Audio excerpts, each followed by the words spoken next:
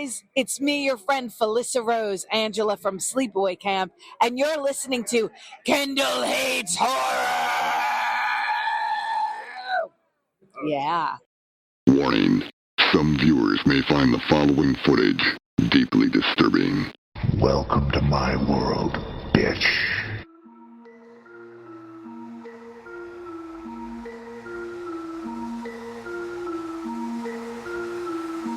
Kendall Hates Horror.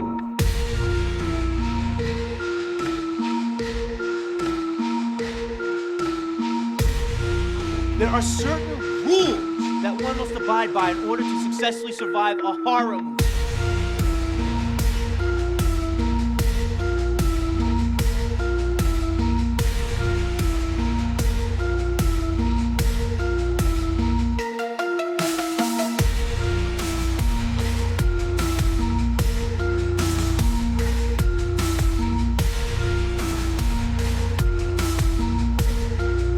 I'm so fucking scared right now.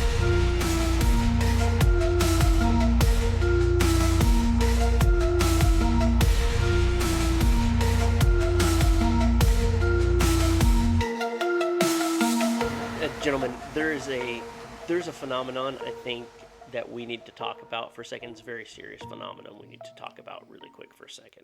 Okay. All right. David Boreanaz. Don't know who that is. You don't know who that is? No. He has no idea. Okay. Maybe you could explain who David Barrett...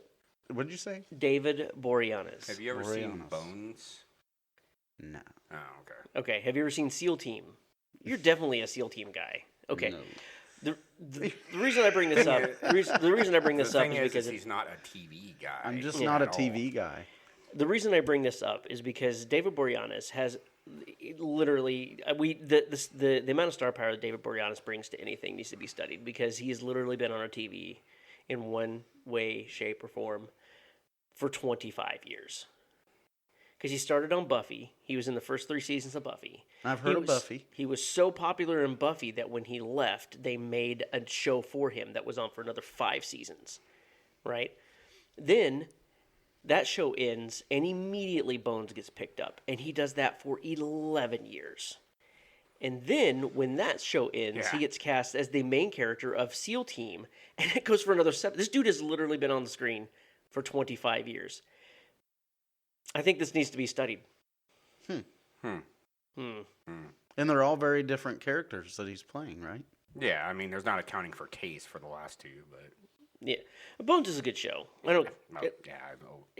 Okay, it went for 11 seasons and it was a bad show? Just because you don't like it, it's the same thing as CSI and Law and Order. I could put this on in the background while I'm doing shit. Or old people watch it because it's their routine. It's the same after their soap opera ends. It's the same reason Law and Order has been on for like 30 fucking years. Yeah. is because old people I have a routine. Channel 12. I watch the news and then this comes on, and then I watch the thing after that, and then I watch the news and then I go to bed. You said the thing. No, I did. That almost ties in. That was a good segue, Evan. Yeah. Welcome, everybody, to this week's episode of Kendall Hates Horror. I'm your host, Grant. I'm sitting across the table from our horror aficionado and thing from another world, Evan. Hello. And sitting over here is my sweet cheese, my good time boy, Kendall. How we doing? Yeah. People are going to think you're an alcoholic at this point. I casually drink beer. Yeah. Just on this podcast. Yeah. Did I tell you that someone threw a jar of mayo at me? No. Yeah, I just looked at him and said, "What the hell, man?" Yeah. Yep. Okay. That hit me a little late, but I was like, dude, fuck this guy that threw mayo at you. And then you said hell. That's the same thing. I was about to. That's what happened to me when he told me the soft drink joke a couple weeks ago. I was like, when he said somebody threw a drink at my head, and I was like, "What the hell?" And he's like, "Yeah, it was a soft drink." And I was like, fuck, I didn't know that was a joke. How did I not see that coming? That was good. Okay, thing from another world. What movie are we watching today? Well, we are doing 1982's John Carpenter, The Thing. Dun dun dun. It was released June 25th of 1982. It hit on a budget of $15 million, and then it made $19 million in the box office. It still made money. No, not really. No, when you're talking about a film needs to make 1.5 times its budget to actually be successful. So it would needed to have made about anywhere from 22 to 26 million. Yeah, it's like no, it's 2.5 times. My bad. So it's 2.5 times. So it needs to double its budget plus half, because the half is usually done for marketing. So they have to make the money back for just the marketing. Mm-hmm. Well, what happened was all the critics went to go see this movie, and they all trashed it. Yeah. I mean, Roger Ebert said it was like the grossest thing he's ever seen. This is for like teenage boys. Like, this movie isn't good. It's what is referred to as body horror. Yeah, it's just a gross out thing. It has no substance to it. And then people went back and watched it, and they're like, yeah, no, this is a masterpiece. Yeah. This is one of the greatest horror films ever made. And then they told John Carpenter that they were like, the thing's big now. He's like, yeah, it's about time. Yeah. It's about time. Yeah, but it took about 20 years. It sent him into a very deep depression, because he was very proud of this movie when he made it. Yeah. And the fact that it tanked. It's also it hurt. It almost broke him. It also is a remake of his favorite film by Howard Hawks, A Thing from Another World. It's barely a remake. It's more of a reimagining. It's like done. It's from the same source material, but it's nothing like the original thing, because that movie came out in 1952. 51. And then he was so passionate about it, but it wasn't like Steam headed it and was like, I want to make this movie. He was approached to make it. It was his first studio movie. Yeah. He got approached to do it because a lot of other directors backed out. One being Tobe Hooper, who directed the Texas Chainsaw Massacre. He had written the script for it, and they were like, "Yeah, no, we're not doing this." And John Carpenter was also on the list because Assault with PG-13. Yeah, and also Halloween had done so well, because the pre-production for this movie started in the 70s, the early 70s. Yeah. They had wanted to remake this movie, and John Carpenter didn't want to do it because he was like, "Well, nobody's going to be able to make a better movie than Howard Hawks made." He's like, I just don't want to do that. And they talked him into doing it. They're like, hey, you're going to have full control over this. You can do whatever you want. And they got a big budget. I mean, they got like a $12 million budget. And then they also added some for special effects, which the special effects were done by Rob Bottin. Yeah. Rob Bottin is one of the best special effects artists that's ever lived. Yeah, $1.5 million of the budget was just for the practical effects. Which they're fucking incredible. Even to this day, they're really good. They're so good. Yeah. But Rob Bottin did effects for my other favorite movie. He also did the effects for The Fly. But he also did the effects for The Howling, which a lot of people consider one of the greatest werewolf transformations in the history of film. It's up there. It's up there. It's a solid 2 behind American Werewolf in London. American Werewolf in London is my favorite, and that was done by Rick Baker. Rick Baker, who's the god. He's the first man that ever won an Academy Award for special effects. Yep, and Rick Baker also trained some of the now greats like Greg Nicotero. He did the effects for the Thriller music video. Yes. That Michael Jackson, he did all the. Dude did. He did all the effects for that. He did all the effects for like Alien 2. He's like the guy. But Bottin is kind of like. So Bottin did that. Bottin did this movie. He did this movie, The Thing. But Baker is the one that did like American Werewolf in London, Thriller, and Alien. Like Rick Baker is like Elvis Presley. Very, well known and stuff like that. Rob Bottin's like Eddie Vedder. Fucking Frank Zappa. Like he's your favorite special effects artist, or Lou Reed. Like he's almost upset that people like his stuff. Yeah, he's the hipster. Like I was doing special effects before special effects was cool. Yeah. But his special effects are really fucking good. I mean, just amazing. You're gonna recognize some of the people that are in this movie. Yes. Yeah. Obviously you'll recognize Kurt Russell because he's like the main guy. That's kind of what drew you to the movie when you first saw the trailer, right? Yeah, I was excited about it because I seen Kurt Russell was in it. Yeah. And also Keith David. is in this movie. Did you ever watch the Gargoyles TV show when you were a kid? Oh, yeah. Yeah. He did the voice for Goliath. Yeah, it's the voice of Goliath. No shit. No shit. Oh, Yeah. I'm A lot of Star Trek alumni in that also. Yeah. Super cool. learning so much. For the three And his name is Keith David. It's not David Keith, Yeah. but also Mr. Diabetes himself. Yep, Wilford Brimley. Diabetes. Yeah. The mustache of mustaches. I do know that guy. Yeah, everybody knows Wilford Brimley. Yeah, of course They they remember the fucking commercials where he has type 1 diabetes. Yeah, if you watch Or type any 2. daytime TV, Yeah. you've Yep, seen it. you know who. I want If to you talk. watch daytime TV or really late night TV, you Yeah. remember Wilford Brimley. I want to talk to you about diabetes. I have Diabetes. type 2 diabetes. But Fuck He has a off. badass mustache. He did, though. yeah, all the way until the end, until he died. He just passed away in 2020. So yeah, it was very recent. Most of the people in this movie are not with us anymore. actually, there's only It's almost half, isn't it? no, there's only like 4 people in the whole cast that are dead. Because Norris, the guy who played Norris, because he was in Dante's Peak, and the guy who played Copper, is he still around? I was just looking. Because I know Brent, that guy's dead. The guy who played Brent, the guy who runs the whole station. Yeah, he's dead. Yeah. There's only, I looked it up. There's only 4 of them that are Oh, okay. actually dead. The rest of them are all still alive and kicking. No, because when you think about it, I was like, a lot of those guys were young. Like Windows is a young Yeah, guy. yeah. Childs is a pretty young guy. Kurt Russell.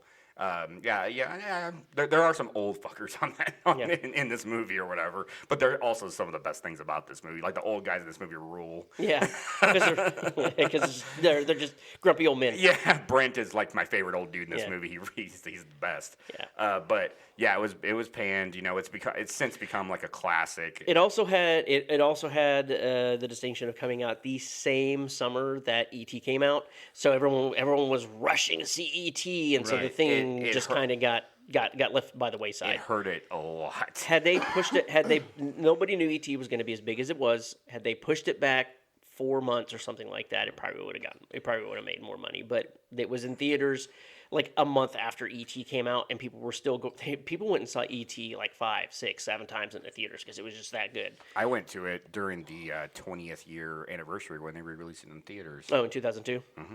Yeah. I love that movie. It fucking rules. Yeah, E.T.'s the best. Yeah. So yeah, that's what we're watching today. Yeah.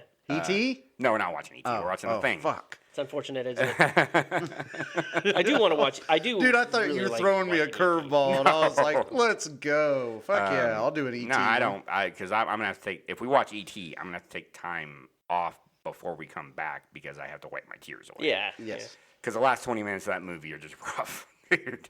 Yeah. I Good actually God. saw a video of the kid that auditioned for the part of the kid in E.T. Yeah, Elliot. His audition video. Have you ever seen that? No, I haven't. Oh, dude. Look that up. Do yourself a favor. Look that up. Did you it's know the best. that in between takes, him and the kids all play D&D to Steven Spielberg and the kids? Yeah. Because they play They were playing it in the movie. Well, they're playing a fake version of D&D. Well, yeah, because they didn't want to license it, obviously. But yeah, Steven Spielberg and all the kids during downtime, they all played D&D Yeah. together. Yeah, during the opening scene. Because And then when they were Spielberg's a fucking nerd, Yeah. just like all of us. when they were when they were sitting at the table waiting for the pizza to show up or something, that was what they were playing. They weren't playing D&D. They were clearly playing Sword and Sorcery.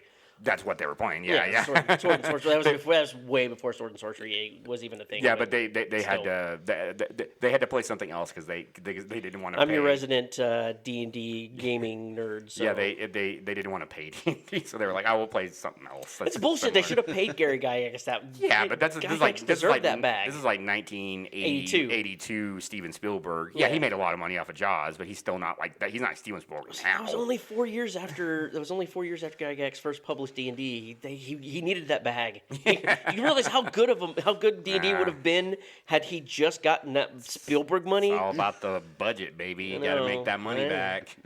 Even though that E.T. made so much money. E.T. made so much money. Stole it all from The Thing. Yeah, really. You know, and every other movie that came out in 1992. Yeah, it fucking so. sucks. Like, Steven Spielberg stole so much money out of John Carpenter's pocket. Yeah. But also, if that didn't wasn't happen, his fault. But also, if that didn't happen, John Carpenter wouldn't have done some of the really cool shit that he did in the 80s. Like he did some really neat shit that he wouldn't have taken the chance on to do because he would have made a bunch of money. and he would have had a really good first night out with the studio, and he would have just kept making studio movies, as opposed to him going back and just fuck it, I'm just gonna make my own shit. And then he makes Big Trouble in Little China. He makes They Live.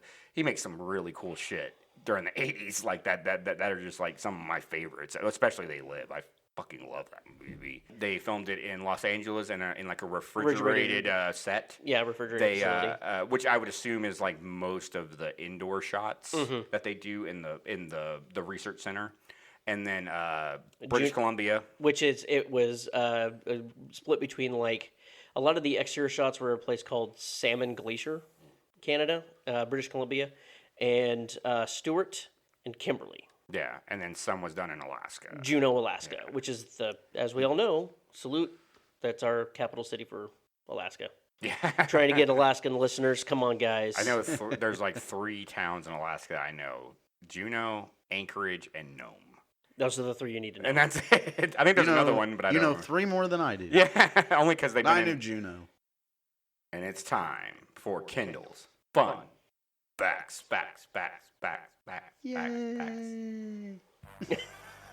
Okay.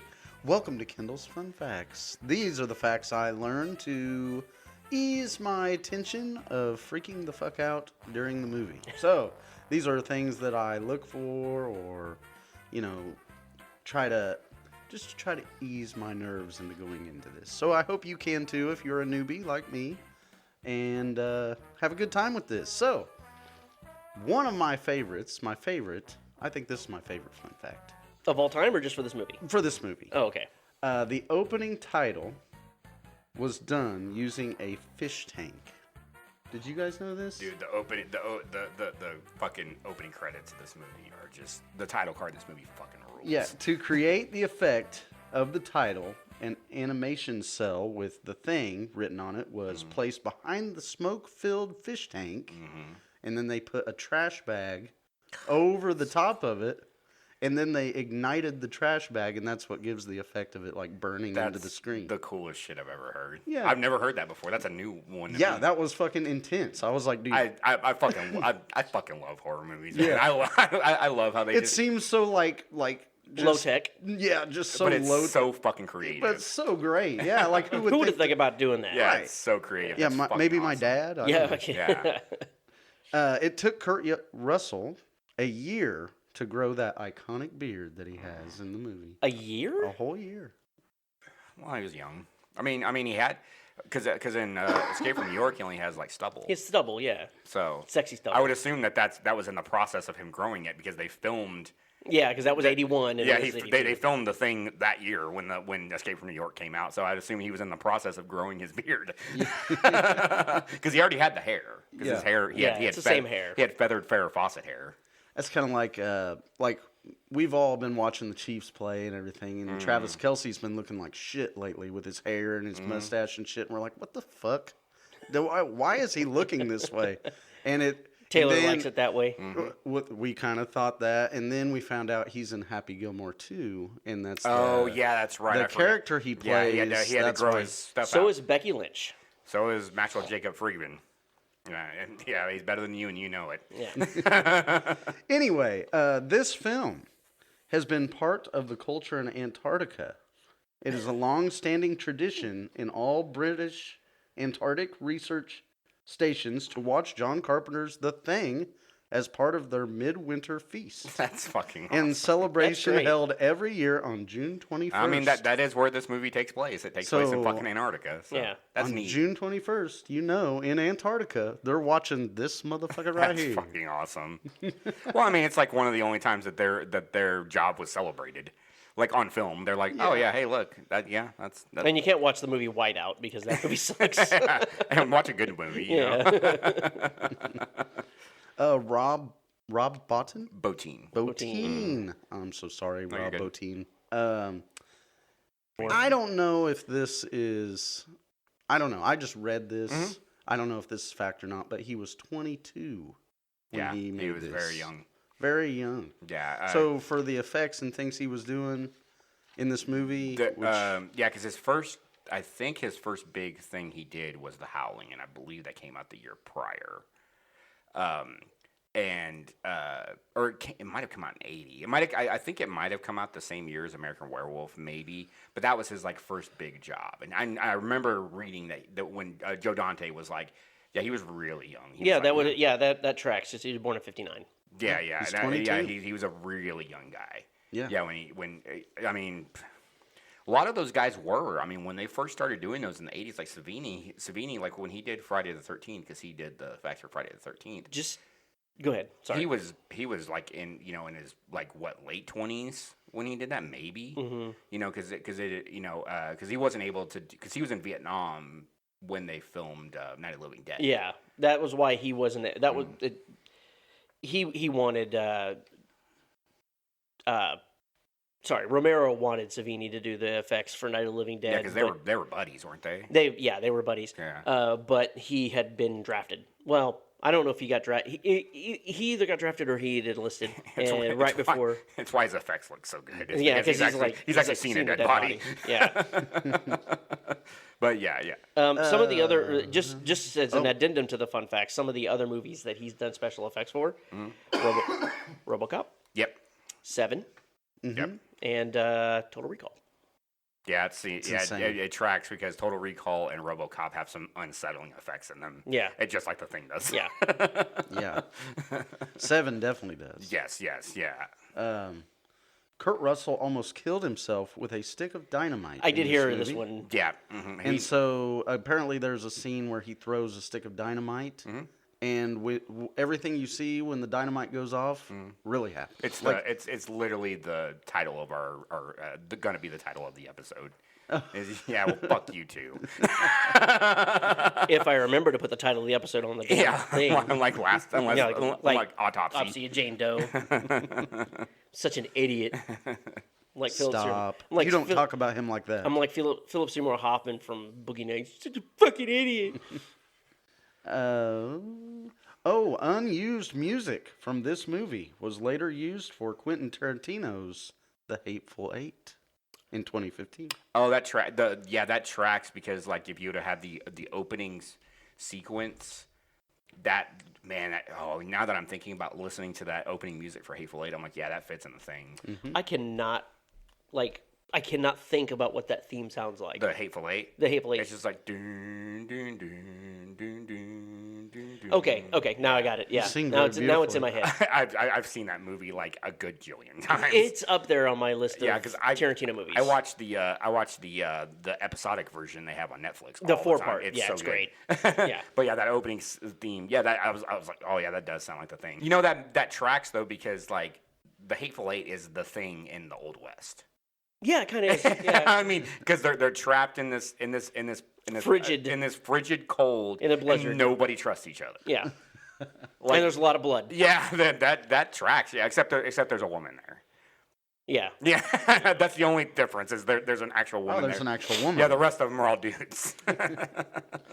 So the scary meter, the scariness or whatever that I found.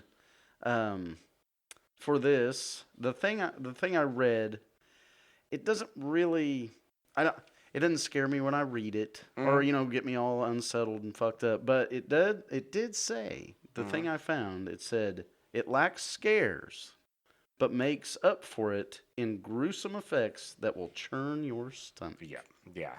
And some of the so fucking excited. And the way that they were able to make those effects are so like guerrilla.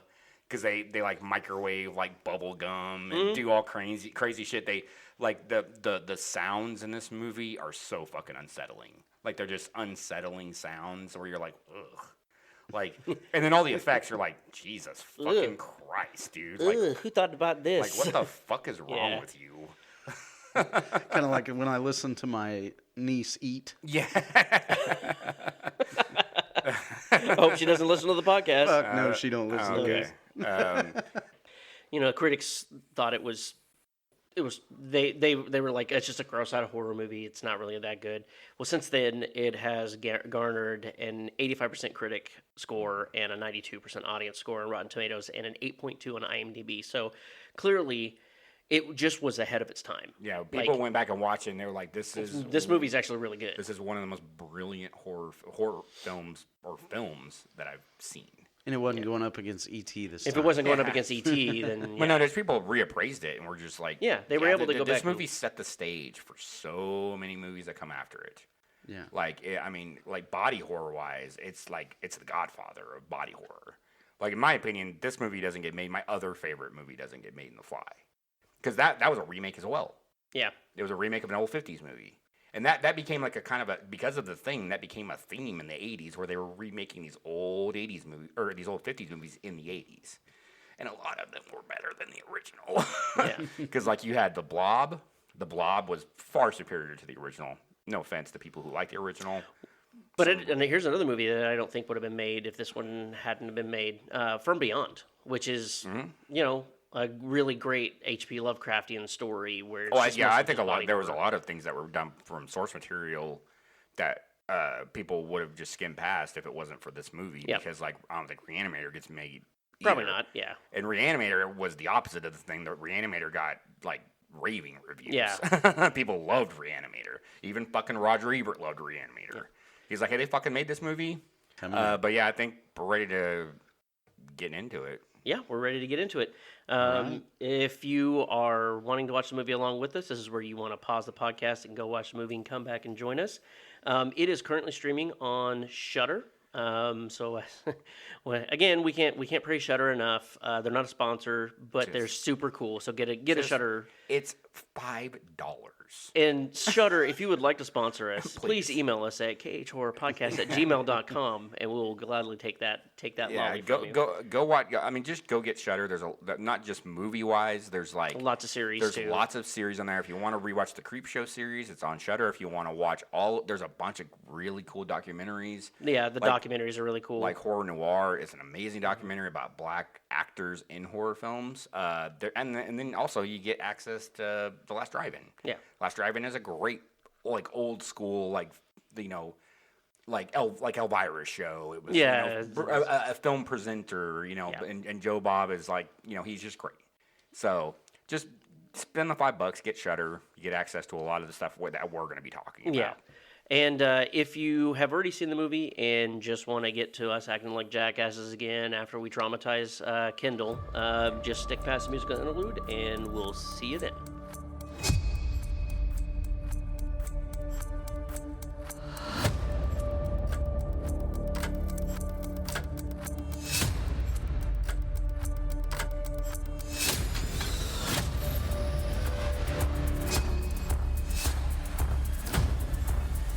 And we're back.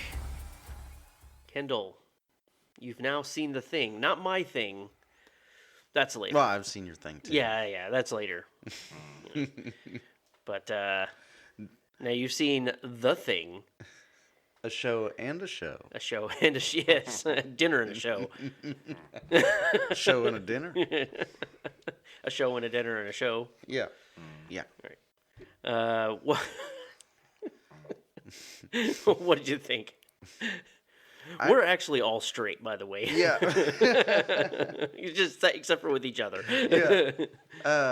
I thought it was really interesting. I really liked the effects in this movie. The effects are really cool. It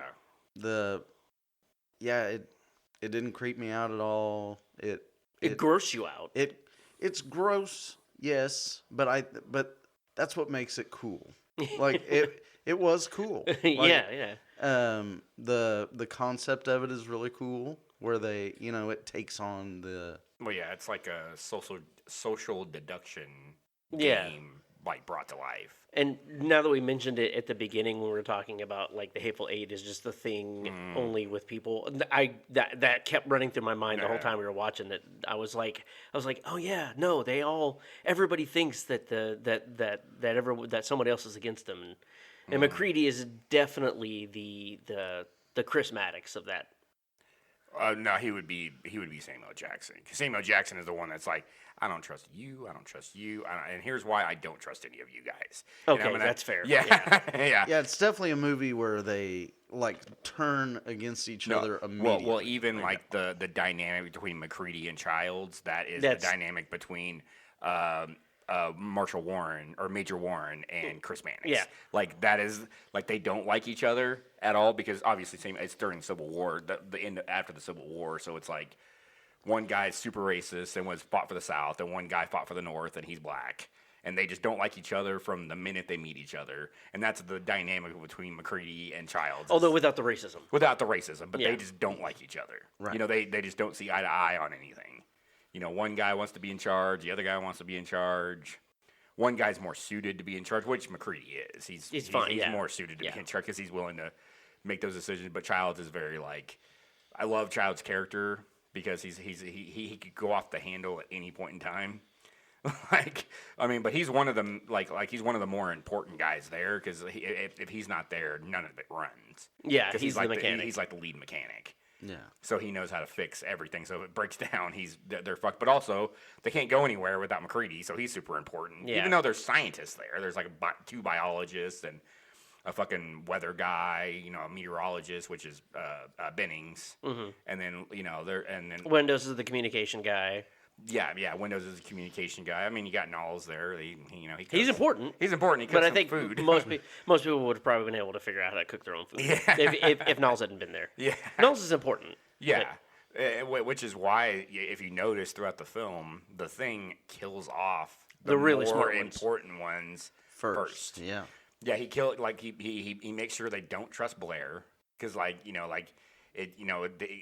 and then like kills off Fuchs, which is Fuchs is the assistant biologist. He like works with Blair, and then they kill off Bennings, who's gonna tell him that hey, fucking when's the storm gonna let up and all this shit.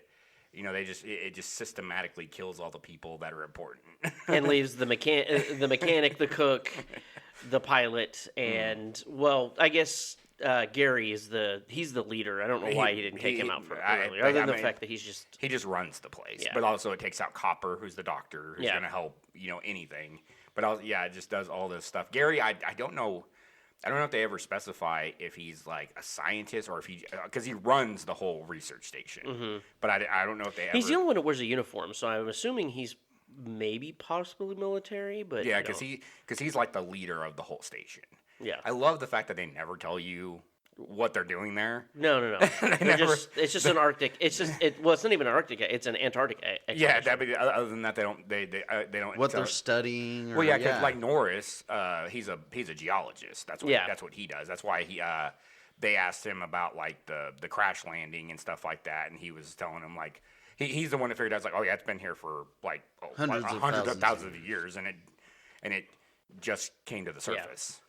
And that's when we do Antarctic and Arctic expeditions. That's what we do. Is we go up there and we core out the ice so that we can, because the ice is kind of like the rings of a tree. You can go back in time and look at what the that's where they do a lot of like physicists. They send a lot of physicists out there to test theories and stuff like that because you can test those types of theories in Arctic just because of the terrain and a lot of and they send them to like the poles and stuff like that, which is important for some reason. I don't know. I'm not. And there was also there was also an X-Files episode. It was season 1, episode 9. That was a direct homage to this because it kind of dealt with the same thing where they're literally stranded in the Arctic, and like they get infected with a parasite that gets in their brain and makes them do crazy things. And like the writer Chris Carter wrote that episode because he also loved this movie and he wanted to pay homage to it. So yeah, a lot of people love this movie. Yeah. I mean, it's. Do you understand why a lot of people love this movie? I think they like it because of. I mean, the reason I like it. You know what I mean? Like the effects are just out of this world. They're insane. As far as in 1982, like. Yeah. I like the character. They had to build that shit. The character dynamic is also really good. The character work in this movie is so good because it's just like about a third of the way through this movie, it's just absolute paranoia for the rest of the film. Mm-hmm. It's just I don't trust. Even the viewers like, I don't know who it is because I will say there is a scene in this movie that is unbelievably important, and you may have seen. Shane was watching this movie with us, and I was like, I love that scene. It is so cool. That it's the scene when the dog's walking down the hallway, and he's just looking, and it goes into that room, and it's just a silhouette of a guy, and then it cuts. Yeah, because it's like it could be Norris, it could be Clark, it could be this person. We know it wasn't Clark, right? Because he wasn't infected. Yeah. But like it could have been any of these people because it's so ambiguous of who the silhouette was. And I think that's so fucking cool. It could have been like one of like 3 or 4 people. And I just think that's awesome. That it's that you're even as the viewer you're at a certain pretty much the entire movie you're at the same speed as the characters are. You're learning everything as the characters are. There's never a point in time where in other movies where the viewer is ahead of the characters. Right. You know what I mean? And they just you learn as they learn. So you're trying to piece it together just as they are. And I think that's fucking neat. The only time you ever know anything is that you know it's an alien because of the opening shot. Yeah. Other than that, you don't know shit. You know as much as fucking McCready does. And the fact that they found a spaceship in the ice. Yeah. Yeah. But we knew it was an alien from the jump, and we're probably like, why are they shooting at that dog? I wonder what's wrong with that dog. Yeah. Can I pet that Norwegians? I thought they were some crazy motherfuckers, and then I'm like, they had already gone through the same thing that they were about to go through. Yeah. Well, and that's you find that out as when they go to the shack to their camp, and they're like, oh my god, what happened? Everything that happens to them almost happens to the American expedition. Like just parallel to it, where it's like, oh, this happened, and then like a day later, the same shit happens. Where their fucking research stations fucking torn to pieces, and there's fucking bodies everywhere. And and I was hoping you'd understand why I love this movie so much. Yeah, I can see. Yeah, I see why you like it. Yeah, and it's the characters are really well done. And the actors really put everything they have into it. Yep. And it's a lot of really good character actors in this movie as well, and I think that's neat.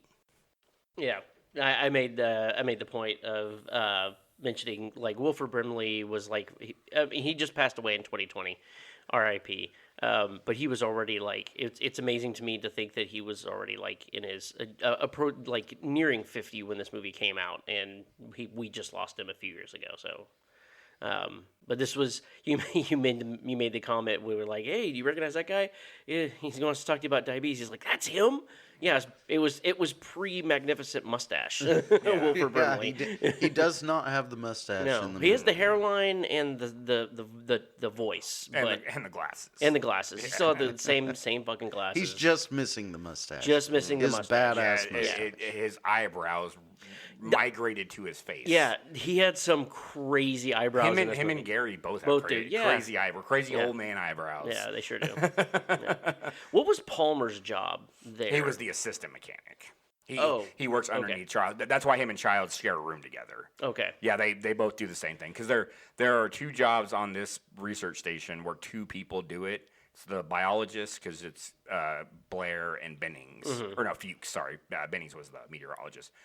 Blair and Fuchs are the biologists. Fuchs was the assistant biologist. That's why McCready was telling him like, "We'll read up on all of his notes, and then you tell us what to do from his notes." Yeah, and then Childs is the lead mechanic, and then Palmer was the assistant mechanic. That's why he always wanted to stick with Childs and all that stuff. And that's why they're always sitting they're always in the room, getting high. But they didn't work on anything that I noticed. No, they didn't. Because mainly what they would have done is like say after Blair like tore apart the radio equipment, they would have tried to repair that, but it was like irreparable. I mean, there's nothing they could have done about it. Yeah. But they work on the helicopter. They work on the little caterpillar that they drive around, their little snowplow thingy. Yeah. I can't remember what they called it, but in the movie. But yeah, that's kind of what those 2 do. But they don't really do anything in this movie. Yeah, I was trying to figure out how you put that together that they were the mechanics. Because I can read Wikipedia. That's Other than that, then. Like that's the because everybody else their job is kind of shown because you see Knowles cooking, Yeah. With Norris, they take him out to that site, and you understand, like, oh, he's a geologist. He knows about this shit. McCready flies a fucking helicopter. McCready flies a fucking helicopter. And then Clark, he's the one who takes care of the animals because they tell him to go put the... Yeah, and also he's very close to all the animals. He's, like, very against them killing the animals. And you see Bennings on, he's looking at all the Doppler and stuff like that, and he's telling him, like, oh, yeah, we're getting ready to get a big storm coming in because he's a meteorologist. That's his job.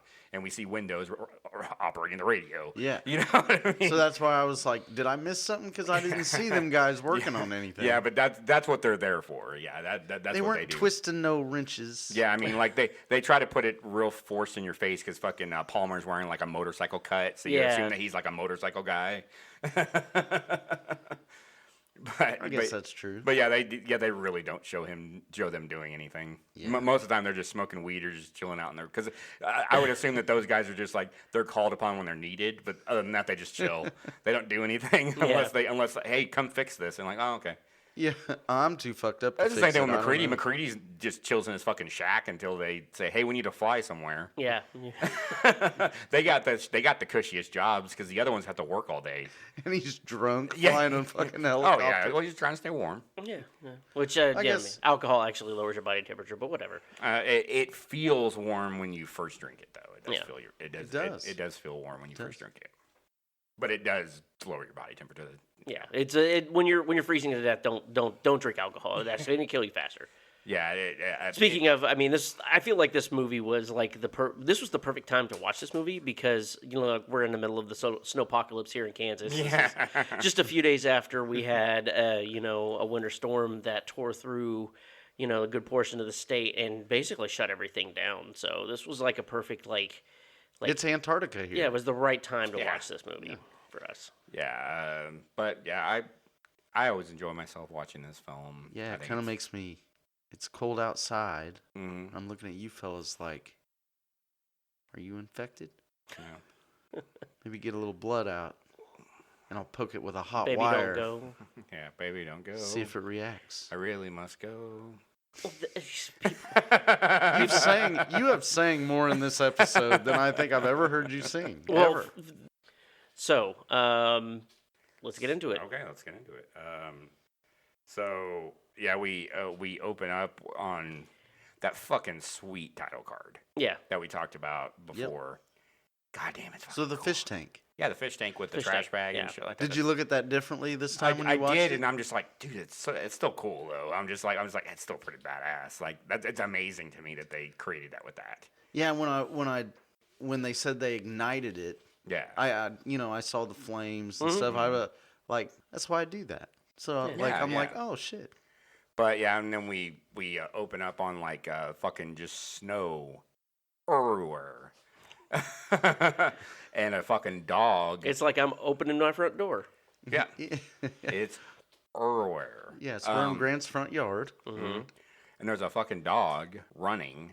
It's like a fucking husky. Is that what they are? Yeah. But it's running, and there's a fucking helicopter chasing it and trying to, I guess, shoot it because it's doing a bad job. Yeah, he is not a good shot. Yeah, play some Call of Duty, bro. The Norwegians, sorry Norwegians if you're listening, but you cannot shoot a gun. Yeah. At least that Norwegian could not. Put some quarters in the machine and go practice. I will defend them just a bit because they were in a helicopter and it was kind of doing like this. And the dog's a very small and fast-moving object, so like I'm gonna give them a little bit of leeway. They when it also comes threw a fucking grenade at it, which I don't know. That's the dumbest thing. Why would they do that? But I mean, it's got a big surface area, and they missed it by a lot. Yeah, did you see how far away the grenade? It was on the other was? side of the helicopter. What are you doing, bro? It's like he threw it underneath the helicopter. And they're like, and the dude's like, bro, that was our last one. You couldn't make it count a little bit more than that? But anyway, so this dog is running, and it makes it to our research station with all of our characters. I like how they did this because we get to meet like all of them like all at once. We don't learn any of their names, but we get to see all of them coming up. And the dog, they're like, why the fuck is that helicopter chasing after that dog? Yeah. And the dog jumps up into, I think it's Benning's arms, because Benning is the one. Benning. Yeah, because that's the one he shot. And then the fucking Norwegian guy jumps out of the helicopter and fucking shoots him in the leg. Yeah. And he just falls over. He's like, oh, I'm shot. Yeah, and then Gary's like in the fucking station and he's like breaking a window, like shooting at this. He fucking headshots that dude, though. Fuck me. Just bam. With a pistol. With a pistol. That dude had a fucking rifle and he still couldn't shoot that dog with a scope. See, the Americans are just better at shooting. Yeah. That's well, what. He just had more practice. Yeah, the American treated that Norwegian guy like they were in a school. Yeah. Whoa. Well,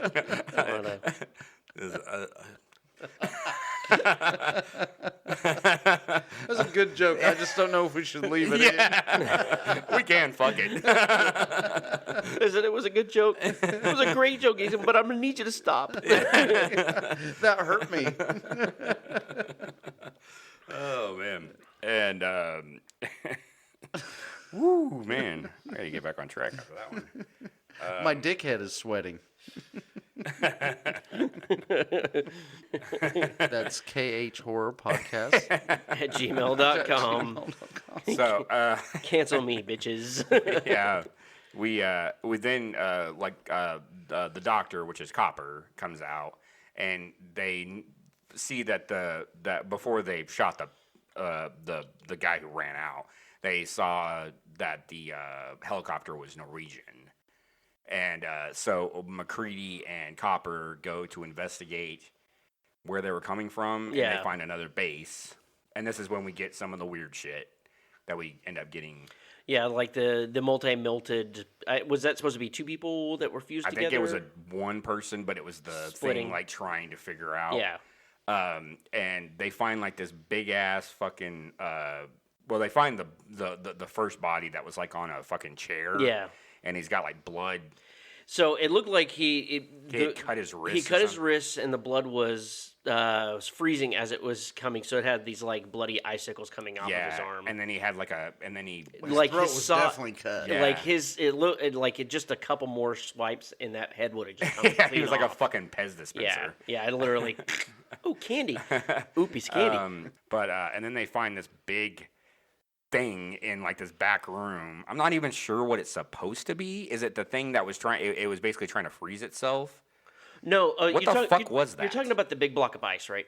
That was inside, right? Yeah, that was. So that was ice. so it's they a jacuzzi tub. That's what you said. So when they finally go out to the UFO crash site, they find a square block. So what it was they had dug up the thing and it had that's and then right. You're right. And then they had attempted to thaw it, and they thawed it enough to get the thing out of it. But so they explain it a little bit later in the movie that the thing crashed, the UFO crashed, and then whatever it was trying to crawl out, and then just finally froze. And then just froze, yeah. Right there, yeah. And then that block of ice is what they cut out. Yeah, and then the Norwegians found the block of ice, brought it back to the research station. And was starting to thaw it, and eventually thawed it enough to where the thing could get out and escape and kill everybody. Yeah. And that's why it still has that little indention and makes it look like an ice jacuzzi. Yeah, that's what it looks like. Yeah. Like an ice tub.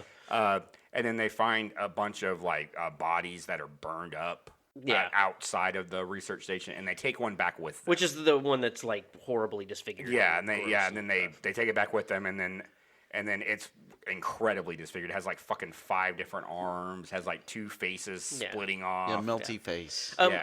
Coincidentally, I read another. This is Grant's fun facts. You guys probably won't even know who I'm talking about, but the apparently the actor that they used the mold for those faces was Robert Picardo. I don't know if you know who that is. He was the coach from the Wonder Years. Oh yeah, I have seen the Wonder Years. What else has he been in? Well, he was the Doctor in Star Trek Voyager, which I don't expect either one of you guys to know. He's Robert Picardo's bit. Have you seen Inner Space? When I was a kid, but I don't remember. The cowboy. Nope. Don't okay. Well, the name sounds familiar, so if I saw him, I'd be like, "Oh, it's that guy." Yeah, when I pull up his picture, I'm gonna. Even with the melty face, you look like a very handsome man. Yeah, he is very regularly handsome. And so Gary kind of tells Blair like, "Hey, we need to do an autopsy on this thing, figure out what the fuck it is." And then as Blair is doing the autopsy, he is like, "Well, I mean, It's fucking normal. It has a heart, lungs, kidneys, all that shit. Oh God, Nothing out of the ordinary. Yeah. Apparently, when they were doing that scene, apparently Wilford Brimley's a real cowboy, and he has to do weird shit on like his ranch all the time. So John Carpenter was like, "Hey, are you gonna be okay doing this?" He's like, "Is it lunchtime?" So, yeah, Wilford Brimley had no problem just like digging, elbow deep in guts. Yeah. And then we kind of cut to the rec room, which I thought was the rec room was pretty cool. I called it the rumpus room. Yeah, whatever. Yeah. But it's got like a pool table. It's got a fucking pinball machine, a jukebox. I think there was a fucking table tennis thing in there too. Yeah. It's all kinds of, they got a lot of downtime. So they're probably really good at pool. Well, and yeah. Actually, the shot I saw them take was not a good shot. Are you a pool man? Yes, I have dabbled in pool. I thought you were gonna say competitively, and I was about to be like another fucking layer. Semi-competitively. Jesus Christ! He plays for money. I played pool league for a long time. Yeah, like he makes money playing pool. He did for a while. Yeah. Another fucking layer. Yeah. He doesn't. Jesus. He doesn't do it anymore. You might be the most remarkable. You are the most interesting man in the world, not that fucking guy on the Dos Equis commercials. And then I want to write your biography. The dog kind of like runs into like Benning's leg, and they're like, "Put this fucking dog away." Okay. But we did get before that. We got that shot we were talking about, which we talked about earlier, which was the silhouette shot. Yeah. Which is really neat. It kind of just tells you like, I don't know, but you don't know what the fuck it is. No, neither do we. And then Clark is. So wait, Pop, hit the brakes. Yeah. So that part. So now that we've watched the whole movie and everything, was the dog infected and infected a dude? Yes. The dog was always infected. Yeah. Right. The minute it stepped into that thing, it was always infected. Because that was why the Norwegians were trying to kill it. Yeah. Right. Okay. And when I was looking at my fun facts, that is the only real spoiler I got for the movie because it said if the Americans would have spoke Norwegian, it would have been a completely different movie. Yeah, they would have known immediately and killed the dog. Because that dude was telling them. Yeah. When he's like, Yeah, he's like, he was telling them that the dog's infected. I have to kill it. Yeah, they were speaking Danish. Yeah. They're like, I don't know what the fuck you're saying. Okay, cute dog though. Yeah. We're gonna have to. I'm gonna let it jump up on me. If you step any further, you're getting shot in the head. Yeah. And he doesn't speak English either, so he just moved. It would have been so much easier if they both spoke the same language. But also, we don't have a movie, so. Yeah. Right. Thank God they didn't. But Clark takes the dog down to the kennel and puts him in there. And I love how he's like set. He's like in the middle of all the dogs surrounding him. And then the dogs start fucking growling at him. And then because we get this cut back to the dog and he's fucking changing. Yeah. He's going through the changes. Yeah. Have you ever seen Stranger Things? It's like a Demogorgon where his face splits into four and very long tongue. Yeah, and then he was popular in high school. Yeah, and he is fucking taking out all these dogs. I love these dogs are like fucking trying to rip open the gate so they can get out. Yeah, and then they just spray some like purple slime on the dog. And I felt so bad for the dog. Yeah. Like this is a rough day for an acting dog. Yeah, like, but the people upstairs they all hear that shit and they're just like, what the fuck is going on down there? Of course, Clark is the first one to go down there. Yeah. And he's like yelling for help, somebody help, and then McCready comes down there, and McCready isn't this when McCready hits the he hits the fire alarm and then everybody wakes up. Clark opens that door and that one dog just fucking goes pew, just fucks off out of there, and then we kind of get a glimpse of this fucking thing. It's insane. It's like taken apart. Like there's like two dogs left. Mm-hmm. There's one that's like melted. Yeah. And then one that he has like his fucking like tongue and shit into. But he's like doing all this weird. He's got like spider legs growing out of him. All kinds of crazy shit.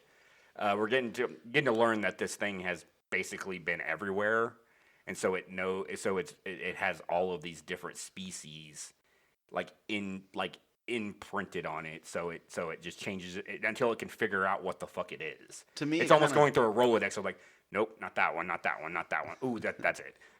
It kind of looked like You know, in the summertime when you hooked that that thing up to the water hose, and it had the spray arms that sprayed the water. That's kind of what it looked like to me. I was like, oh, it's just one of those summertime toys. Well, that's a memory I just remembered that I had. And like McCready's like trying to shoot this thing with a fucking shotgun. That ain't working. He's bad. Yeah. He's not a good shot with that thing. Well, he shot him a couple times, but that thing is not. It's like, oh, that fucking hurt. Oh well, I'll just grow it back. He hit one of the other dogs. Yeah, but that dog was dead. That dog anyways. was fucking dead. Because that's when Clark tried to take the gun away from him. Yeah. And then Childs shows up, and Childs is like, "What the fuck is this?" And it like turns into a fucking flower petal with a fucking long ass tongue, and then fucking Childs finally roasts that thing. Yeah. It was a little shop of horrors. Yeah, what's a little shop of. And then what they bring the fucking dog up there. I know they put down the one dog that escaped. Yeah. Well, Blair does later. Yeah, Blair puts down that dog because they don't know what's going on with it. And then because Blair opens up that dog and then something comes out of it. He like digs in there and there's a fucking another dog face in there. And this is kind of when Blair's putting together what's going on. Yeah. He's understanding that this is like a fucking parasite that just takes over whatever host it is and it assimilates into their body, so nobody would even know that thing is inside of it. And he starts doing, and you're like, I remember you, Kendall, you said, you were like, well, is he gonna fucking tell anybody what's going on? Yeah. And I was like, well, he's got to figure out what the fuck's going on. And then we get the little computer thing where it's like showing assimilation of the dog and the worst. I mean, what do you do? It's fucking 1982. Yeah, it's 82. But they're also trying to tell. They're trying to not do a. I get what Carpenter's trying to do. He's trying to not to do a bunch of exposition. Yeah. And he's trying to just show the audience, hey, this is what's going on. This is everything you need to know, and I'm going to tell you in about 30 seconds. Right. And we find out that. It says likelihood of one of the crew members. One or more crew members are infected, 75%. And then if it reaches civilization, it would take 27,000 hours for it to fully take over the world. Which the math on that is just a hair over 3 years. Yeah, it would take 3 years for it to completely take over the entire world. That's nuts. So Blair's like, well, nobody's leaving this place. Yeah. So he starts chopping the shit up. Yeah, Blair absolutely does the right thing here. Like he disables the communication so they can't call for help. He disables the helicopter and the two snowcats and says, nobody's leaving, and he's just going to take out everything that would get everybody access to civilization again. Yeah. So he tears apart the helicopter. Mm-hmm. He tears apart the little caterpillar thing. They're called snowcats. Yeah, snowcats. Yeah, and then he destroying the fucking radio. Yeah, he's assaulting. He's attacked Windows. Yeah. To try to get to it, and they're trying to stop him, and he's just he's shooting at him. He's got a fucking axe. He's swinging it at him, and then finally they're able to take him down. And because what did they shoot him with like a sedative or something like that? They give him morphine. Yeah. And then they take him out because they're like, hey, why don't we put him in your shack? Fuck that, put him in the tool shed. Yeah. Why don't we put him in your shack? Because I like my shack. Yeah, because I want to be in there. I don't want to. I ain't living out in the fucking. I ain't living with you guys. I don't even like most of you guys. I'm just flying the helicopter, bro. So they stick him in this little tool shed or whatever, and he keeps saying he's like, look, I was just trying to stop this thing or whatever, and they're like, well, okay, well, you're gonna chill in here for a while, so just putting that out there. Yeah. And then we kind of cut to like is it like the morgue or like it's where they had the frozen body that they found at the Norwegian station. It's a storage room. It's a storage room, yeah. And you noticed that the blanket started moving when Windows and Bennings were talking, and he was like, bro, get out of there! That fucking thing's moving. Not a good thing. And then they're kind of trying to figure out what they're gonna do with Blair, and they notice that Bennings is missing. Yeah. And they go into that fucking room, and he's getting assimilated by the thing. It's well, Windows sees that. He sees that. He runs to get some help. Yeah. And then they come back and Bennings is gone. So they're like, oh, where the fuck did he go? Well, apparently he got up and walked out and he was outside. So they catch up to him and they're trying to figure out what's going on. He's on his knees and he just kind of reaches up with these two giant clawed hands and makes that fucking noise that I'm not even going to try to. And then they fucking set his ass on fire. Like, let that motherfucker burn, baby, burn. Mm-hmm. Just fucking destroy that motherfucker. Bennings Barbecue. Bennings Barbecue. Yeah. Yeah, and then finger looking good since 1982. Crab claw looking good. Yeah, and this is when Copper suggests the blood test. Because he's like, well, if we take the blood that we already have stored, I would assume for like transfusions or something like that in case they need it. Usually, okay, so like when they're doing an expedition like this where they're going to be away from civilization, before you go over the course of like 4 or 5 months, you have to go in and you have to donate blood. You'll donate a couple of liters of blood, and then you'll wait a couple weeks, and you'll do it again, and wait a couple weeks, and do it again. It's all part of a, like whenever people go to like an Arctic or a Antarctic expedition, there is a 1 year like you have to train, you have to make sure you have to undergo physicals like every month to make sure that your health isn't deteriorating, and you also have to give blood every month so that if you go there and like something horrible happens, like you slice your leg open and you need a transfusion, you have a bag that says this is one of McCready's bags, so he gets this one. Yeah, and then so Copper figures out like, well, why don't we do this? That way we can find out who is infected or not. And then Fuchs is telling McCready like, well, we're gonna need Blair for this and stuff like that. And he's like, well, he's not leaving that fucking tool shed, so you're gonna have to figure it out. You're gonna have to go through his notes and figure out what we need to do. Yeah. And then that's when they go into the storage room and find that all the blood's been destroyed. Yeah. And then this is when paranoia starts running wild with these motherfuckers. Because they start asking, it's like, well, who has the key? It's like, who can get into this thing? And Copper's like, well, me and Gary. Usually because he has the key and I have to go ask him for it. And then as soon as I'm done, I give it back to him. And so, of course, those two are, fucking numero uno fucking suspects. And then they burn the blood, I would assume, just in case it's infected. Yeah. They'll take it outside and burn it. And then we kind of cut to Fuchs looking at some of Blair's research, and then the lights go out in the little room, the little place they're in. I can't remember what it was. And then he goes outside, and then we kind of just cut away. Yeah. Was this when he lights up that candle? Yes. Okay. Yeah, and then they go outside to find Fuchs, and he's out there and he's burned up. And they're like, well, somebody burned him up, and then McCready's like, well, maybe he burned himself up, so it didn't, So maybe he figured out he was infected, so he burned himself up. Just burned himself up. There's a theme in this movie. If they even remotely believe that something will infect something, they torch it. They just torch it, yeah. Mm-hmm. Yep. Yeah. It's like, it's like me when I was 14. Set it on fire. Yeah. Yeah, and then I was setting shit on fire all the time. Nothing important. And because when they went to go look for Fuchs, it was McCready, Knowles, and Windows had gone out to find him. That's when they find his burned body. Mm-hmm. And then he sends Windows back to tell everybody. And then McCready and Knowles are going to investigate his shack because he's like, well, we need to go look at my shack. And he's like, why? He's like, well, I turned that light off on yesterday and it's on right now. So we should probably go take a look. And then we kind of just cut back to everybody else for a while.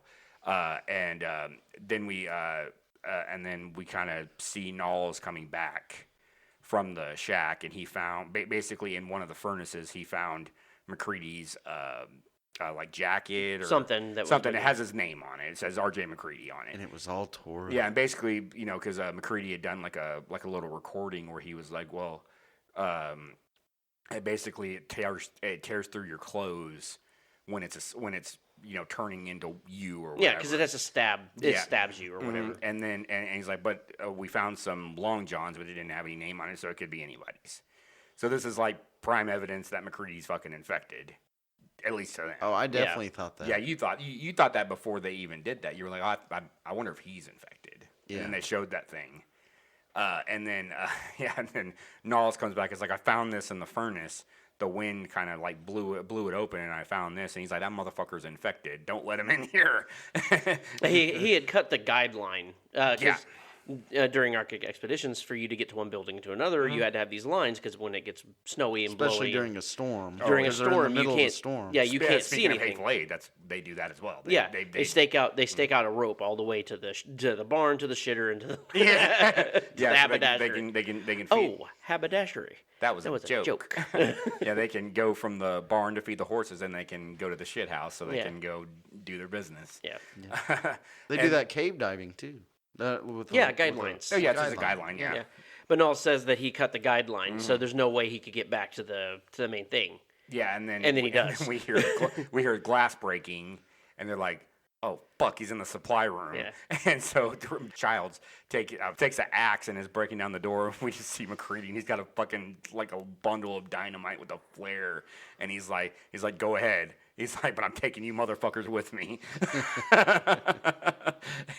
and then they try to flank him. How did they get in that room? I don't know. Did they come from outside? I don't know. That's one thing about this movie. I'm like, where did they come from? But it's what is it, Norris? It's Norris and Knowles. Knowles, yeah. Yeah, and then they try to grab him and stuff, and he kind of fights them off. He pushes Norris against the Yeah, shelf. and then Norris is all fucking like having a heart attack. I guess. I don't know if that's what they were trying to suggest that he did, but he. Well, there was a scene earlier when he was looking out the window when he saw He goes, Knowles. He goes. They're suggesting that he's infected. That's Well, what I was. But they're also suggesting that maybe like for the viewer, it's like, well, he's having a fucking heart attack. You know, that's why it's such a shock when you find out that he is. Yeah. But so they bring Norris into like the exam room or whatever. I would assume that's where they do like the autopsies and shit like that. I think that's actually just like their. Is that just like a regular? Their infirmary. Oh, okay. Like where they do all the And Copper is doing like chest compressions on him. Yeah. And then he pulls out the paddles and he shocks him. those things that like George Clooney uses in ER. Yeah. Yeah, he like shocks him once. Defibrillators. Yeah, defibrillators. Yeah, and then he goes to shock him again, and his fucking like stomach opens like a mouth. With these gigantic teeth. And they clamp down on his arms and rips them off. It was so fucking cool. Really cool thing. So with Copper's arms, that is a double amputee. That's doing the that's underneath the table, and they put blood on his stumps or whatever, and he's in front of Copper, so they didn't even have to use like special effects for that. It's pretty fucking cool. I always thought that was neat. Yeah, that is cool. And then they start they set fire to Norris's body. And his head comes off. We get the really awesome. This is like the poster child image from the movie of like the creature that has erupted from Norris's body, which is like this spidery thing. Yeah, and it's like a with Norris like head. Norris head. That's all fucking just like gross and shit, and the head that's on his actual body is starting to separate and like try to like crawl away. This is like the scene from The Thing. This is the scene that everybody like when they're talking about The Thing in like a documentary, they're showing this scene. They're showing this scene because this is the craziest. The shit. craziest shit. It's yeah. the craziest shit in the world, and that fucking head comes off that body. It's probably the hardest scene to do too. I mean, like. And McCready's like, okay, I'm gonna take each one of your blood, and I'm gonna fucking light this copper thing on. I'm gonna heat it up, and we're gonna find out who's who. Yeah, because McCready gets this idea that. Well, whenever it erupts or tries to evolve, that each part of it is kind of like its own independent thing. That's why the Norris's body and Norris's head were both able to kind of become. It was kind of like it could separate, like mitosis. Yeah, kind of separate. Yeah, and I don't know if that was correct. If it was mitosis, that may be things coming together. I don't remember. My biology is really. But basically, every part of this entity is like a separate thing, and it's all going to try and stay alive. Yeah. And it's going to do whatever it can to stay alive. So he's like, okay, it doesn't like fire. We've established that. It doesn't like any type of heat. So I'm going to heat this thing up and I'm going to put it in this blood and we're going to find out who's infected, whether or not. Yeah. And then Clark is like, he's kind of like being like real passive aggressive towards him. Which I think is just a character trait of Clark because it's the way he's been from the very beginning all the way up until McCready puts a bullet in his fucking brain. Yeah, because he's like, oh yeah, I mean you're running stuff around here, blah blah blah, and he's telling him, he's like, why don't you just calm down, dude, or whatever. And he goes to fucking punch him, and then McCready fucking shoots him. Yeah. And then we start tying people up. Yeah. He ties up everybody except for Windows, because Windows is helping him get the blood samples. Yeah. And then of course he tests Windows first. Which I honestly, like I said when we were watching the movie, they're very worried about possible infections, but Windows is not wearing gloves, and they're all using the same fucking knife to cut the thumbs open. And I'm just like, if they were, he just wiped it off. He's on his wiped it pants. off on his pants. But I mean, at this point, That's sterile at now. this point, like it's almost impossible that they're leaving there. Well, I Like know, McCready has to think that too. Yeah. He's like, we're doing this, but like you got even in the back of your mind, he's like, dude, the helicopter's gone. the snowcats are The gone. snowcats are gone. We'd have to survive here until a rescue team showed up. Yeah. Which who knows how long that would be. You know, I guess at least if they had With no communication. with the research facility and they had food, so Yeah. they could have eaten that. But you know, it's not looking great. So he tests Windows first. Windows is good. So he's like, okay, you're good. So you can help me here. Grab that other flamethrower and start pointing it at people when Yeah. I'm testing them. Yeah. And I'm going to show you what I already know. And Yeah. he tests his blood.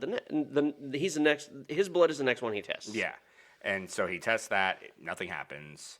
So McCready's not infected, even though the movie was trying to tell us that maybe he was, but it was, it was a misdirection. Yeah. And then he tests Clark and Copper's next. He tests Copper's first, nothing. And then he tests Clark's, nothing. And then Child's like, that makes you a murderer. That makes you a murderer, which is accurate. Yeah. And then he's going to, Gary starts arguing with him about like, Well, maybe none of us are infected. well, maybe none of us are infected, blah, blah, blah, blah. And he like just saying some shit to him, and McCready's like, that's okay. We'll do you last. And then he tests Palmer's and does that fucking sweet jump scare. Did that get you? No. Oh, I was for sure. I was like, well, that'll get him, because the first time I watched it got me. Yeah, it's one of the there's not that many jump scares in the movie, but like that's one of them. Yeah, that's one of them, because it just makes that real high pitched noise and shit. And fucking Palmer's like shaking and shit in his fucking chair, and he's like, his eyes are like popping out. It's like, oh, and the effects in that are so fucking cool, man. Yeah, and then he just starts melting. Yeah, and he jumps up to the fucking ceiling. He's got Yeah. shit coming out of his arms and shit. McCready's flamethrower ain't working. Yeah, How does he stay up on the ceiling? it's a fucking alien, bro. I Yeah. don't know. Yeah, but he's like one of them sticky hands that you used to Yeah. get at like Chuck E. Cheese. Or the things you put on the window and they go doot doot doot doot doot doot. Or well, I'm thinking more Sticky along the lines of lizards? the ones that you could snap at someone's paper and steal it. Yeah. Yeah. That one That's- that you always stuck in your pocket, and then Yeah. it got lint all over it, and it was fucked for the rest of the time. Yeah, you couldn't use it no more. Yeah. And then the Palmer thing is like face to face with Windows, because Windows is trying to set him on fire Yeah. too, and then his fucking head turns into like a giant fucking alligator mouth. Yeah. And Chomps his fucking head. I love it. It's such a dummy, but like it's Yeah, so, when he's where his legs are just flailing around. They keep hitting the ceiling and Yeah. shit. That's probably how I'd look if an alligator had me in Yeah, its that's fucking true. mouth. Yeah. But he's like, and he finally just spits him out, and fucking Windows goes over to the corner, and McCready finally fucking gets his flamethrower going and fucking lights that bitch on fire. And he does like a Looney Tunes and goes out the window. I was half expecting there to be a body outline from where he went like this. Like Wile E. It Coyote. looks like a Hatchet Man. Yeah. Meep, meep. It's like Roger Rabbit after he runs out the window. and then the thing like drops to the ground and fucking it's such a dude in a fucking burn suit, but Yeah, whatever. yeah. It is what it is. It's like Freddy in a burn suit. It's like yeah, it's clearly a dude in a burn suit. Yeah, it's fine. But and then we just cut and then they burn up Windows, because he's been infected, obviously, because he was bitten by the thing. And they burn him up, and then I love the smash cut right back to fucking blood testing again. Yeah. And then he's testing Knowles. Knowles is good. So then it cuts to Null standing next to him, helping him do the blood test. And then he tests Childs, and he tests it, and then it cuts to Childs. Childs like, let me out of here. It cuts, and then it just Gary's the one that's on the. It's like some of the funniest like smash cuts I've Yeah. ever seen in a movie. It's so fucking like in this unbelievably tense scene, and from this tense like sequence to like we're just gonna do funnies. Yeah, just we're gonna lighten things up just a little bit. Yeah. And then so Gary's the last one. McCready kept his word. Yeah. And then they test his blood. He's fine. And then Gary has one of the greatest lines in this movie, where it's like, I understand you fellows are under a lot of stress, But if it wouldn't be so kind, like could you, before the storm is over, I'd like to not be tied to this fucking chair. I'd like to not spend this winter tied to this fucking couch. Yeah, just like and it's just the funniest shit. And so they're kind of trying, and then so all of our survivors now, or we have McCready, Knowles, Childs, and Gary. Gary the only, and then Blair's somewhere. Blair's still in that shack. Yeah. So they go out to get him out, and aren't they going out to test his blood? I believe they're going out to test his blood. Yeah, they're going out to test his blood, and then he's fucking not there. They're like, "What the fuck? It was bolted from the outside. How the fuck did he get out?" And he moved the little floorboards. There's a big ass hole in the fucking. He had dug a tunnel. Yeah, he had. Like he was in fucking Alcatraz. Yeah, because we've been in McCready's like, he's infected. Like, and so my biggest, this is the only part of the movie that didn't make it.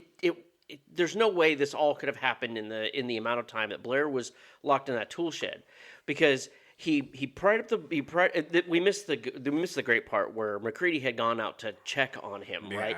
And so he's looking through the little peephole, and Blair's just like, "Hey, I'd like to get out now." And we're looking through the peephole, and between McCready and Blair has tied a fucking noose like he's going to hang himself if you don't get me out of this fucking tool shed. It's like, I'm better now. I'm better now. So much better now. But somehow he has able, this is probably less than 24 hours since all of this started popping off, right? He has managed to not only dig a tunnel, but start building a spaceship. Well, I would assume that has something to do with the alien life form. Maybe, I don't know. They never really explain what. Exactly. Where did he put all the? When you dig a hole, yeah, there's usually the snow has to go somewhere. Yeah, where did that go? He was locked in the shed. I don't know. He's a fucking alien, bro. That's true. He's a sticky hand. And we don't know what all those things, like, if when they assimilate, can they just turn into that shit again? I would assume so. I don't know. Are they like shapeshifters? He ate all the snow and ice. Yeah, there you go. Yeah. I'm just trying to make it make sense in my mind. He must have had to pee something fierce. Yeah.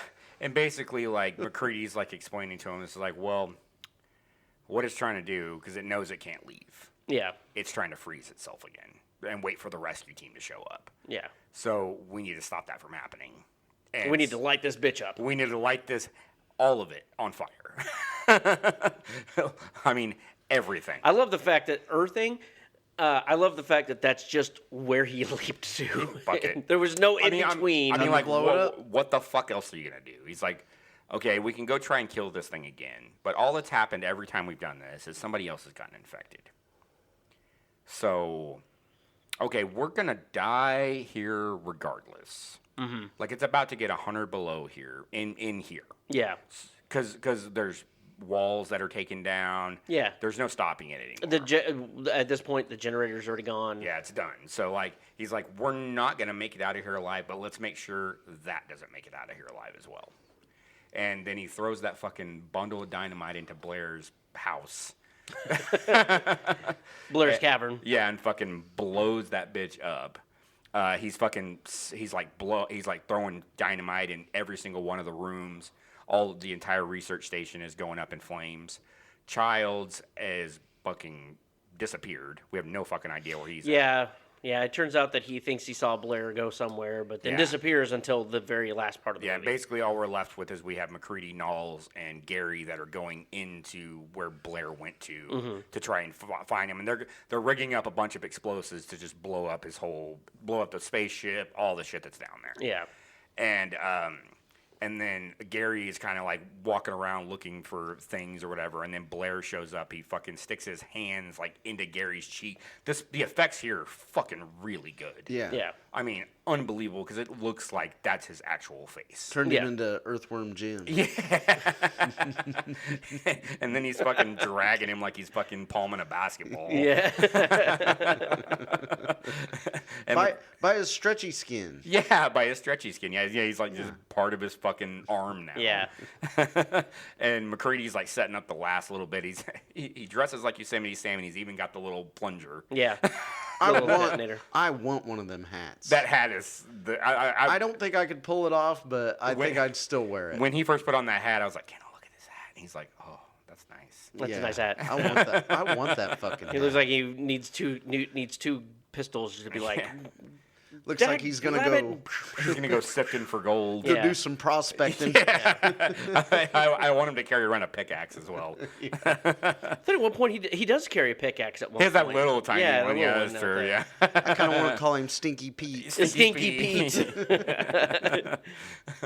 Oh man. Calamity RJ. Calamity RJ. And then and then right when he's getting ready to get everything set up, he starts hearing shit in the background, and he's like, Gary, there? Knowles, and then he doesn't hear anything back, so he grabs the little plunger of the detonator and goes tick tick tick tick tick. Yeah, because he's like, I'm gonna get ready for this shit now because I I think something's gonna happen. And that thing comes down there. It's like the scene in Tremors. Yeah, where it's going through the little planks of wood, and then it gets like it knocks McCready over into like some barrels or whatever, and shit starts coming out of the fucking the underneath that even, and it's the big thing. Yeah, it's Blair thing. Yeah. And it's like half of his face, and the other half looks like, remember the crocodile game where you pulled his teeth? Yeah. Like it's like crocodile dentist or something like that. I can't remember what it was called, but that's what it looked like to me.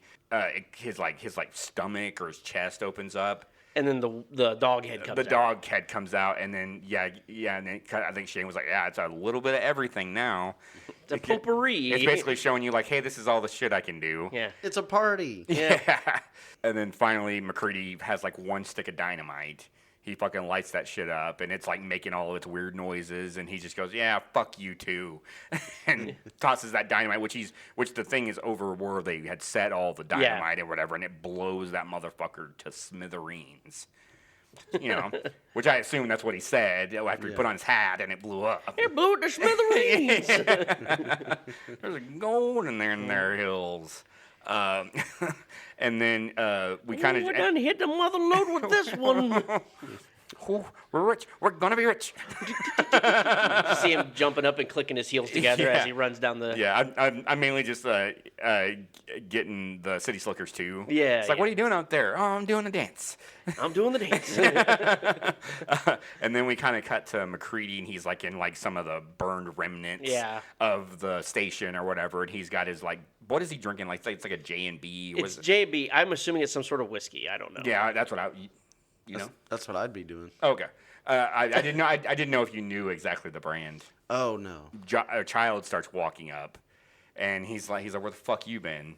And that's when he says like, oh, I thought I saw Blair, so I went after him. And they're kind of just sitting there, and he's like, yeah, this will warm everything up pretty good. Ain't gonna last long though. And he's like, nope. I don't think we're going to either. Yep. And then he's like, yeah, you're probably right. And they both take a swig of the whiskey, and that's the end of the movie. That's the end of the movie.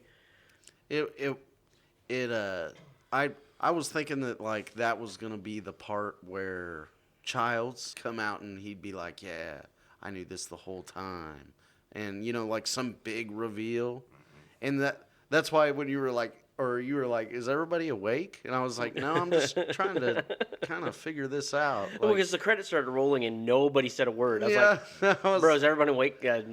Nobody fell asleep, right? That's just how he wanted it to end. He was just like, I want it to be ambiguous. Like, that's it. They could both be infected.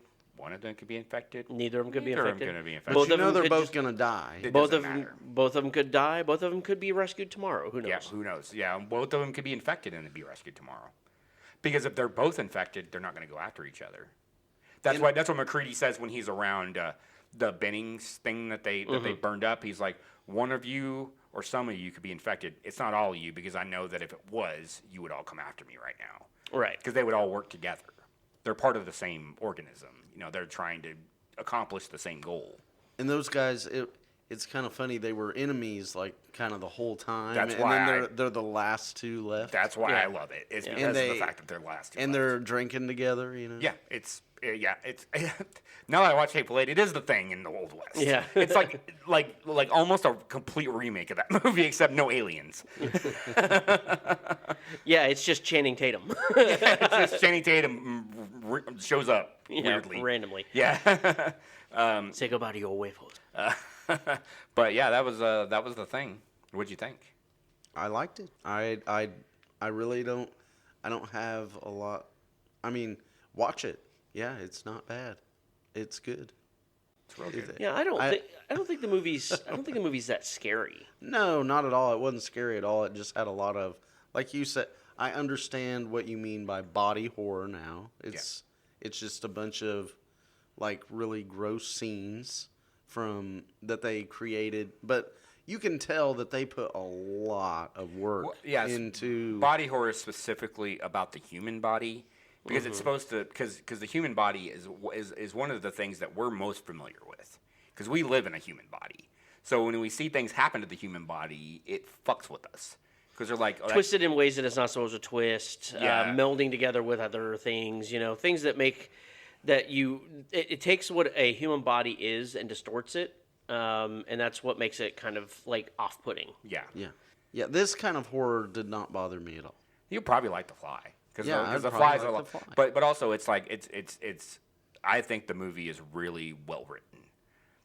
It really kind of get you in the mind of all of these guys and what they're thinking at certain times, and like how they can just turn on each other so fast. That's what I was getting ready to say. Like at the beginning of the movie, you can kind of tell that there's a lot of camaraderie and they're like really friends and stuff. And then immediately this thing happens, and they are all like he literally just so easily shoots that dude in the head with a gun, and it's like no problem. Yeah, he's like, yeah, whatever. And it's just like they immediately all are just on their own. Yeah, that's why they do those scenes at the beginning with them just hanging around the station. People could be like, oh, there's some like filler in this movie, but also it's there for a reason. Yeah. It's there to show you like, oh, these people are tight. Like they show Palmer and Childs watching TV, smoking a joint. They're buds. They're buds. But some of them are a little bit more antagonistic because Knowles, like Benning is asking Knowles he's like, hey, turn that down. I've been shot. I'm trying to sleep. And then Knowles goes over to turn it down, and then he just kind of like, he's basically being like, you're a fucking square. Because he's like, Knowles is a lot younger than a lot of the guys there. Him and Windows, I would assume, are probably the two youngest. Two of the youngest. And he's just wanting to party and stuff like that, and have a good time. And Bennings is an older guy, so he's just like. He's like, dude. But, like, also, be respectful of other people. Yeah. I forgot to point out that the Geas dude in this movie is the doctor, because he has a nose piercing. Oh, Copper. Yeah, Copper. Yeah. I'm like, that's pretty badass. It was like 6 times I had seen this movie before I noticed. I was like, that dude has a fucking nose ring. Yeah. Because it's like all shiny in that one scene. Well, and it's also really far back in his nose. Yeah. Because it's like way back, like close to his face, instead of like up front where like where. Was that a thing for older people in the 80s? That guy just had one, and they just left it in. Fuck it. Yeah, just have the nose ring. Because he was just like, well, can I just wear it? And Carpenter was like, I don't care. Who cares? Like he's like, you're just a dude. Like, just because you're an older guy doesn't mean you can't have a fucking piercing. Yeah, but I thought that was like a newer thing. Oh, nose ring? Nose piercing's been around piercing's been around. It didn't hit mainstream until like the 90s. Yeah, like maybe even the late 80s. He was way ahead of his time. Yeah, it might have been for an old guy. It might have been. It might have been late 80s. I mean, you had a lot of you're gonna see a lot of the piercings and stuff when we do get around to watching Return of the Living Dead. And that was filmed in '85, and most of the people who have those kind of piercings in that movie are the males. So, but they're also younger kid, like they're punkers, and they're younger. I think they were definitely trying to show you that there were some nerdy square dudes at this research station, but there was also some hip guys. Yeah. So maybe they were trying to show you like the doctors. Not all the old guys are fuddy duddies. Like this dude's cool too. Yeah. Like because they show you that with like with Palmer and Childs and Knowles, that they're kind of like hipper guys and stuff like that. And I think they're trying to show you that all of these guys are living under one roof. Are they're all completely different dudes. And maybe that's how they were able to turn on because they work with each other, but they're not like family or anything like that. They all seem cool though. Yeah, they all seem cool, but like I'm gonna be honest, if I was at work and that shit started happening, Fuck you Other guys. than like a couple of people, I'd be like, I don't care if you die. Right. Wait. You know, other than like a few. Yeah. Right. So yeah. So This yeah. isn't a commentary on the people he really No, works no, with. This is no. a commentary on who he is as a person. Yeah. And I know a lot of people will listen to this from work. Not you. Yeah. If you're worried about it being you, don't worry. It's not you. It's not you. Yeah, it's not you. So. Trust me. And if you start listening, then it's not you either. It's definitely not you. Yeah, it's definitely anybody who listens to this podcast is definitely he wouldn't leave you behind. People who don't listen to the podcast, But you have to say something, otherwise I might. You Yeah. might get torched with a motherfucking flamethrower. Who knows? Yeah. So what we're saying is, listen to the podcast to be safe. We will definitely know you're not infected if you're listening to this podcast. But you have to say that you've listened to it, otherwise I don't know. You have to leave a comment and a review on our podcast. Otherwise, we Otherwise- will know you're infected. But we're still testing your blood. We're still going to test your blood. Otherwise you might die. Nobody's going to die if they don't listen to the podcast. Don't listen to him. He's not. They could take that as a threat. Okay. I think I know what everyone's answer. Maybe I know what everyone's answer for the MVP of the movie is. But who would you give your MVP to? Oh, McCready. Yeah, it's McCready. McCready is he's the most useful. He's the one who holds everything down, and he's he's kind of the final boy. Yeah. Yeah. I would say like McCready, and then like an honorable mention for me for Childs. I think Childs does a lot of stuff in this. I didn't see Childs doing a whole lot in this He did, movie. you know, he torched some of the things. What was the diabetes guy's name? Wilford Brimley. Oh, yeah, but Blair. in the movie, Blair He kinda figured everything out. Yeah, but also he didn't tell anybody. Well, you pointed it out. He actually did the right thing because if he had told people before he started breaking They would've stuff, tried they to would leave. have tried to, or they would have stopped him, So- or they would have tried to leave. Yeah. I'd say a very close second for me is Blair. I would agree with that. I'm probably just biased because it's Keith David, and I just really love him, and I love him in this movie. But yeah, Blair is definitely the other one because he does everything that you're supposed to do. And he's the one that figured it out. Like he figured out what it was doing and how it was doing it. And he saved the world basically. That was, what would you give it on your? Oh, the scarometer? Scarometer. Oh, it's like a 2. It's not even maybe even a 1. Wow. If it as far as like unsettling and like really freaking out. No, it's a good movie. I'm not my scare like I'm more apt to watch that again because I liked it and it's not freaking me out. So what you're saying is you're willing to watch that movie again, but you would not be willing to watch Autopsy of Jane Doe again. Yeah. Because that's like our bar now somehow. Yeah, because you'd watch pretty much any of the movies that we watch again. Yeah. Because you'd watch Sleepaway Camp again. Yeah. Killer Clowns. You like Killer Oh, all Clowns. day. Get Out. You really like Get Out. Get Out. I would say Jane Doe and Get Out so far Are probably the ones that I'd be like, Because you really like Halloween. Halloween was good. Yeah, and you really like this movie. And you like Idle Hands a lot. Yeah, I would recommend Idle Hands to a friend. Oh, wow. All right. It just didn't it's an easier watch than fucking Autopsy of Jane Doe. That sumbitch scared the fuck out of me. But yeah, so I'll watch it again.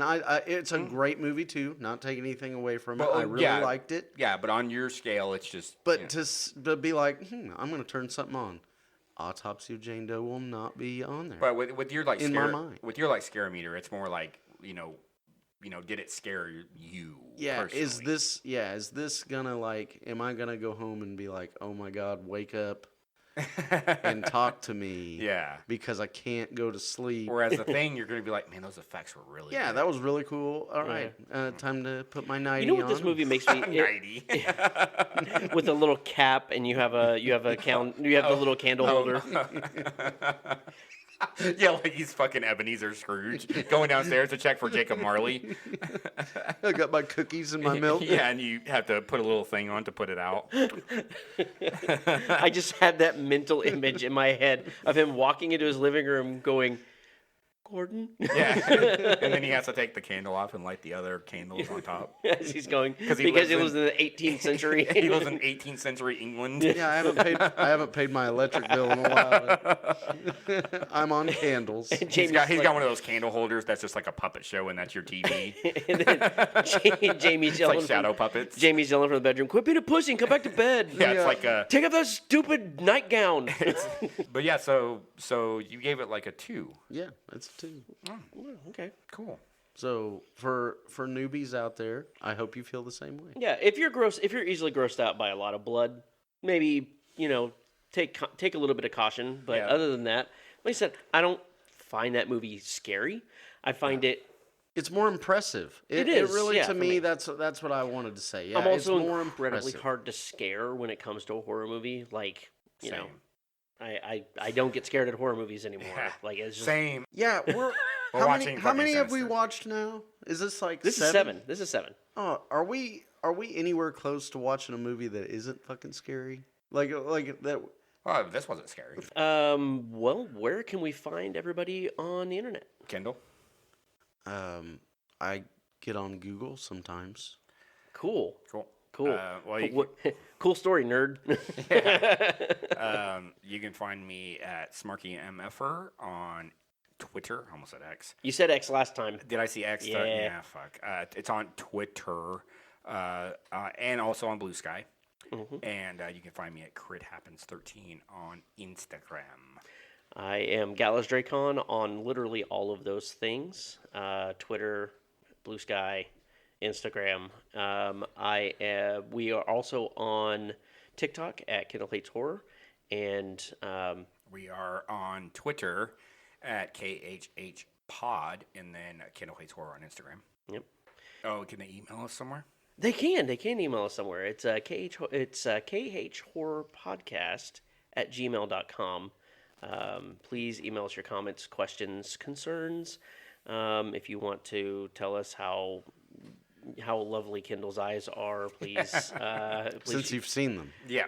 There's pictures on the internet. There's pictures on the internet. Right. You have a digital footprint now. Yep. Wow. Yeah. So. Okay. Yeah. Parting words. Don't be nice to your friends. Don't light them on fire. Yeah. Don't light them on fire. Let them explain themselves first. Yeah.